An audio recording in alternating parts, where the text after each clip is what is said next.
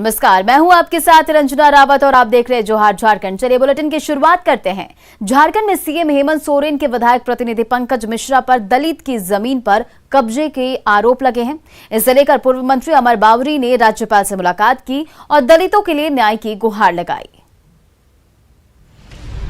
CM प्रतिनिधि पर सनसनीखेज आरोप, फिर आरोपों के घेरे में पंकज मिश्रा। दलितों की जमीन पर कब्जे का आरोप। मुख्यमंत्री हेमंत सोरेन के विधायक प्रतिनिधि पंकज मिश्रा एक बार फिर से आरोपों के घेरे में हैं। पंकज मिश्रा पर इस बार दलितों की जमीन पर कब्जा करने का आरोप लगा है और यह आरोप पूर्व मंत्री अमर बावरी ने लगाया है। अमर बावरी का आरोप है कि साहिबगंज में एक दलित की जमीन कब्जा कर सीएम के प्रतिनिधि पंकज मिश्रा उस पर आलीशान मकान बना रहे हैं। तीनों घटनाओं में कहीं पर भी कोई न्याय नहीं मिला है। उल्टे प्रशासन की तरफ से इन पे दबाव बनाया जा रहा है। यहां तक कि चिरोडी की घटना में जो आरोपित है वो डीसी के साथ बैठ करके मीटिंग कर रहे हैं, दिल्ली जा रहे हैं और अनुसूचित जाति आयोग को 24 घंटा में गिरफ्तारी का उन्होंने इंश्योरेंस दिया है। आज महिलाओं को मारा गया है, उनके कपड़े फाड़े गए हैं और लेकिन कोई कार्रवाई नहीं हुई। मझगांव में कोई कार्रवाई नहीं हुई। पूर्व मंत्री अमर बावरी यही नहीं रुके।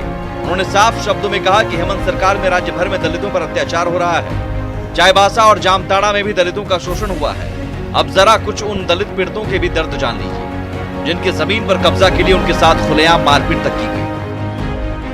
कोई हमने देखभाल नहीं, कोई हमने व्यवस्था नहीं, कोई कानून नहीं, कोई कार्रवाई कर लेना भटकल है बुलाया हमने लकल भटकती है। 1 महीना होने जा रहा, हम लोग FIR दर्ज दिए वहाँ पुलिस के पास, तो वो लोग कार्रवाई कर रहे हैं बोल के बोले। उसके बाद कोई कार्रवाई भी नहीं हुआ और जहाँ मारपीट हो रहा था वहाँ के जो विशेष समुदाय के लोग को आग्रह भी कर रहे थे कि मारपीट मत कीजिए आप लोग बोल के, तो वो लोग नहीं सुने हम लोग का बात। फिर हम लोग वीडियो जब बनाए तो हम लोग के बारे में बोल रहा कि यही सब वीडियो बनाई थी। वैसे सीएम के विधायक प्रतिनिधि पंकज मिश्रा पर यह कोई पहला आरोप नहीं है। इससे पहले झारखंड विधानसभा में बीजेपी विधायक दल के नेता बाबूलाल मरांडी भी सीएम के प्रतिनिधि पंकज मिश्रा की कार्यशैली पर सवाल उठा चुके हैं। वहीं दलितों पर कब्जे के मुद्दे पर पूर्व मंत्री अमर बावरी ने राज्यपाल से हस्तक्षेप कर दलितों की सुरक्षा की गुहार लगाई। न्यूज़ 18 के लिए रांची से निरंजन कुमार की रिपोर्ट। किसानों के मुद्दे पर बीजेपी ने हेमंत सरकार के खिलाफ जमकर हमला बोला। बीजेपी नेताओं ने सरकार पर किसानों के साथ भेदभाव का आरोप भी लगाया। किसानों के मुद्दे पर बीजेपी का हल्ला बोल। धान खरीद में अनियमितता का आरोप। सरकार के खिलाफ राज्यव्यापी धरना प्रदर्शन।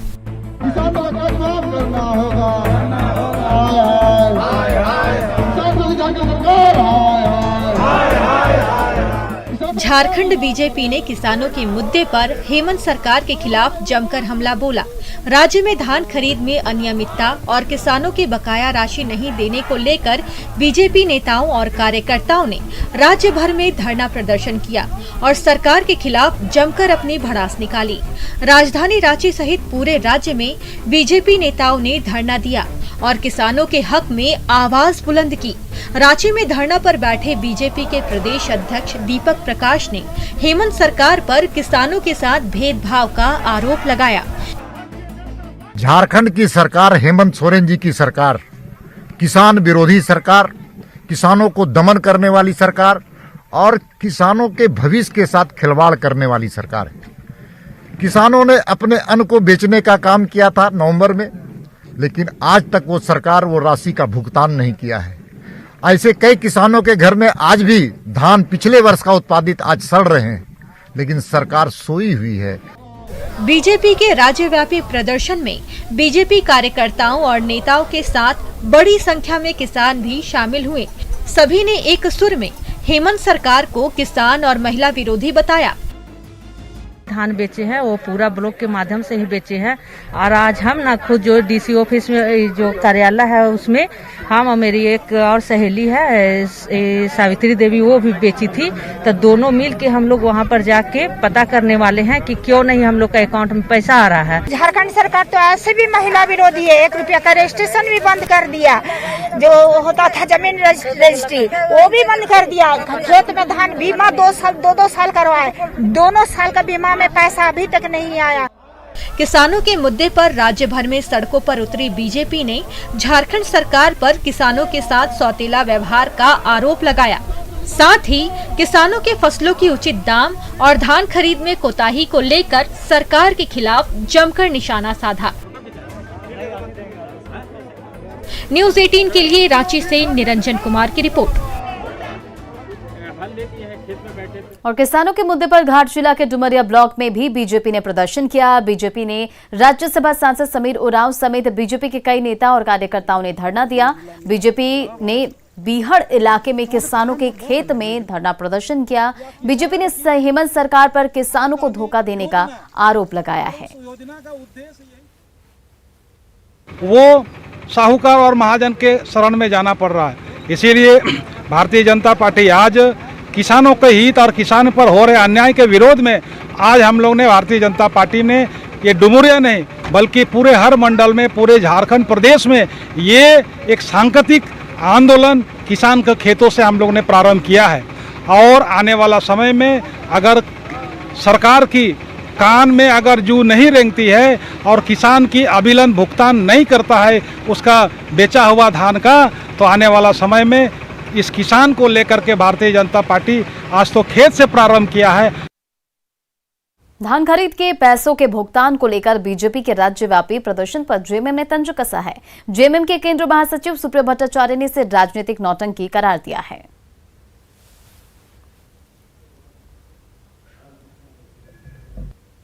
कहीं से भी 24 जिलों में एक भी किसान ने आज तक कोई भी शिकायत न आपके माध्यम से की, न किसी जनप्रतिनिधि के द्वारा किया गया। लेकिन भाजपा को नौटंकी करना था, इसलिए वो आज खेत पे उतर गई। इधर गढ़वा के पूर्व विधायक सत्येंद्रनाथ तिवारी ने पेयजल और स्वच्छता मंत्री मिथिलेश ठाकुर पर गंभीर आरोप लगाए हैं। पूर्व विधायक ने मिथिलेश ठाकुर पर रांगटा मोड़ पार्क में अपने पिता के नाम पर मूर्ति निर्माण कराने को लेकर हमला बोला है। बीते साल 40 लाख की लागत से पार्क का सौंदर्यीकरण किया गया था। पूर्व विधायक ने डीसी से इसकी जांच की मांग की थी।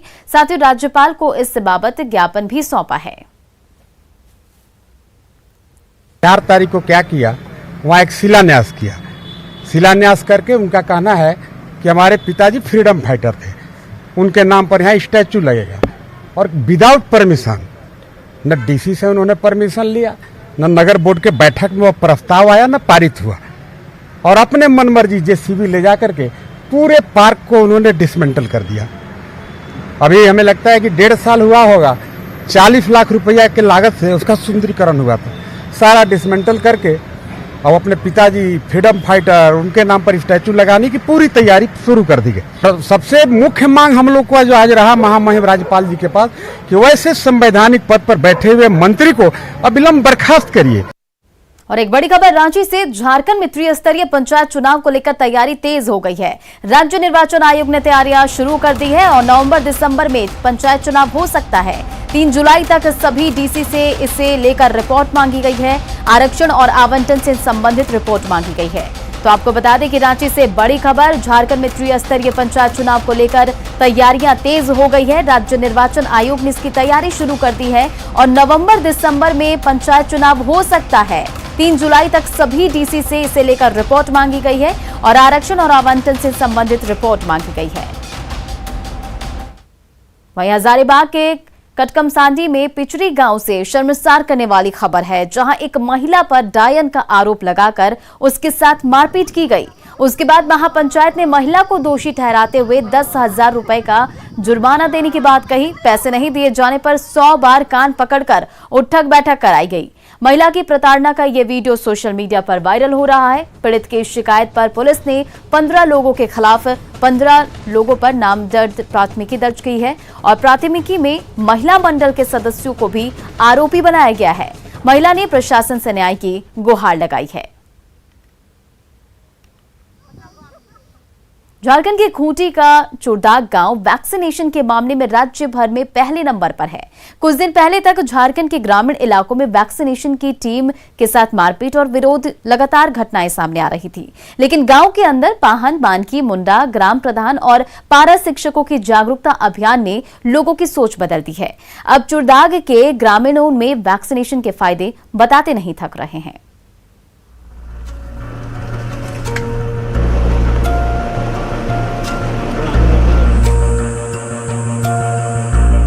यह है खूंटी जिले का चुड़दाग गांव। 32,000 गांव के इस प्रदेश में चुड़दाग पहला ऐसा गांव बन गया है जहां 100% ग्रामीणों का वैक्सीनेशन हो चुका है। वैसे तो ये इतना आसान नहीं था, पर गांव के कुछ लोगों की सोच और जागरूकता अभियान ने इसे साकार कर दिया। दूसरे गांव की तरह ही इस गांव के ग्रामीणों में भी कोरोना वैक्सीन को लेकर तरह तरह की आशंकाएं थीं। ग्रामीणों के हर सवाल का जवाब देने के लिए गांव में जागरूकता अभियान चलाया गया। गांव के पारा शिक्षकों ने मोर्चा संभाला और उसके बाद सामने से ग्रामीणों के सवाल थे और शिक्षकों के जवाब। तो है वो सिस्टम को ही पूरा लेकर शंका में है, मन में शंका है। बहुत सारी दुविधाएं हैं, प्रश्न है। जैसे पहला, जो वैक्सीन जो लेते हैं वो उनको बीमार पड़ते हैं और वो मर जा रहे हैं, तो उनको मैं यही समझाया कि अभी तक वैसा कोई आदमी हम लोगों के आसपास में नहीं मरा है जो वैक्सीन लिए हैं। और रहा बात बीमार पड़ने का, तो वो हर वैक्सीन लेने के बाद में थोड़ा बहुत शरीर में अकड़न होता है, थोड़ा सा बुखार आता है। तो यही समझाने में मैं कामयाब रहा इनको, और काफी समझ भी गए, काफी लोग समझ भी गए इस बात को। गांव की 95 वर्षीय कोया देवी वैक्सीन लेकर लोगों को प्रेरणा दे रही हैं। गांव में जब कोरोना वैक्सीन को लेकर कैंप लगी तो कोया अपनी डगमगाती और थरथराती पैरों के सहारे वैक्सीन लेने खुद पहुंच गई। गांव वाले उन्हें देखकर दंग रह गए। जिनके भी मन में कोई अगर मगर जैसे सवाल उठ रहे थे, उन तमाम सवालों का जवाब इस 95 वर्ष की वृद्धा दादी ने दे दिया। लिए हैं, कहाँ लिए हैं? अभी कोई दिक्कत? यहाँ ले जाओ, यहाँ। अच्छा, फिर कोई दिक्कत नहीं? कोई दिक्कत न खे। 60 परिवार वाले इस गांव की पहचान वैसे तो आदिवासी बहुल गांव के तौर पर होती है, पर वैक्सीनेशन के मामले में इस गांव ने तमाम तरह की भ्रांतियों पर विराम लगा दिया। इसी खूंटी जिले में जब आए दिन वैक्सीनेशन टीम पर हमला होता था, तब चुड़दाग आदर्श गांव बनकर सामने आया है। गांव में अब कोई भी ऐसा नहीं है जिसने वैक्सीन का डोज न लिया हो, और न तो किसी की मौत हुई है और न ही कोई लंबे समय से बीमार पड़ा है। देखिए, वैक्सीन मतलब लेने से आदमी मार रहा है, बोल रहे थे और डरा रहे थे इधर उधर बस्ती में, गांव में। इसीलिए डर के मारे कोई भी वैक्सीन नहीं ले रहे थे यहाँ। बाद में फिर इधर उधर से सुने कि कोई नहीं मर रहा है, बोल के समझाया गया गांव में आके। उसके बाद हम लोग वैक्सीन लिए। अभी कोई आप लोगों को किसी को कोई दिक्कत गांव में कोई मरा है? नहीं, गांव में कोई भी नहीं मरा है, कोई दिक्कत भी नहीं हुआ है। वैक्सीन लेने के बाद थोड़ा सा शरीर दर्द हुआ था 1-2 रोज, फिर अभी सब ठीक है। खूंटी का यह गांव विकास के मामले में काफी पिछड़ा है। आज भी इस आदिवासी बहुल गांव में 90% से ज्यादा घर मिट्टी के हैं। सड़कें बेहतर नहीं हैं, पेयजल की सुविधा नहीं है। पेंशन और राशन के मामले में भी ग्रामीणों के हाथ खाली हैं। पर सोच कुछ ऐसा है कि चुड़दाग हर किसी के जुबान पर है। खूंटी से न्यूज़ 18 के लिए अविनाश कुमार की रिपोर्ट। और झारखंड में पर्यटन की असीम संभावनाएं हैं। इन संभावनाओं को बल तब और मिल जाता है जब प्रकृति की गोद में बसे झारखंड की मनमोहक तस्वीरें सामने आती हैं। बारिश के बाद झारखंड के वाटरफॉल की खूबसूरत तस्वीरें देखने लायक है। खूंटी के पेरवा घाट वाटरफॉल का जायजा लिया न्यूज़ 18 के संवाददाता अविनाश कुमार ने। प्रकृति के गोद में बसे झारखंड की पहचान उसके मनमोहक वादियों को लेकर होती है। इस वक्त हम एक ऐसे ही मनमोहक वादियों से आपका दीदार कराएंगे। तोरपा का इलाका है और जैसा कि झारखंड ही नहीं देश के लोग भी जानते हैं, पेरवा घाट के नाम से ये वाटरफॉल है। इस वक्त जो तस्वीर आप देख रहे हैं, बारिश के बाद की ये तस्वीर, विहंगम तस्वीर, जो झारखंड की ही नहीं देश के अलग अलग राज्यों के भी पर्यटकों को यहाँ आने के लिए मजबूर कर सकती है। पैरवा का मतलब जंगली कबूतर होता है। मतलब एक समय था जब इस इलाके में, इन वादियों में हजारों की संख्या में कबूतर, जंगली कबूतर यहाँ आते थे, उनका वास होता था। लेकिन समय के साथ, बदलते समय के साथ जो खूंटी की पहचान रही है नक्सली गतिविधियों को लेकर, वो धीरे धीरे वो जंगली कबूतर यहाँ से कहीं दूर वादियों में चले गए। जो दूसरी तरफ का इलाका है, उस इलाके पर भी गौर करने की ज़रूरत है कि कई बार ऐसी भी घटनाएं घटी जब इनकाउंटर के दौरान पुलिस इस कोने में रहती थी तो नक्सली दूसरे कोने से जंगल की तरफ निकल जाते थे। आज जो ये तस्वीर है, इस तस्वीर को हर कोई देखना चाहता है। कई ऐसे वाटरफॉल हैं जिसकी ये तस्वीरें शायद लोग यहाँ तक पहुँच नहीं पाएंगे, क्योंकि यहाँ तक आना खतरे से खाली नहीं है। जो आवाज़ मेरे कानों तक आ रही है वो मुझे डराने के लिए काफ़ी है, क्योंकि नीचे जो डेप्थ है वो बहुत ज़्यादा है और यहाँ से कोई नीचे अगर गिर जाए तो उसका बच पाना बहुत ही मुश्किल है। लेकिन इन तस्वीरों को हम अपने दर्शकों तक पहुँचा रहे हैं, क्योंकि इस बारिश के मौसम में वो यहाँ तक नहीं पहुँच सकते हैं। लेकिन न्यूज़ 18 के कैमरे से आप इस पैरवा घाट की विहंगम तस्वीर को देख सकते हैं और जान सकते हैं कि पैरवा घाट वाटरफॉल इस वक्त, इस बारिश के बाद कैसा दिख रहा है। कैमरा पर्सन अमित के साथ अविनाश कुमार, न्यूज़ 18 खूंटी। और चलिए अब देखते हैं झारखंड 2020।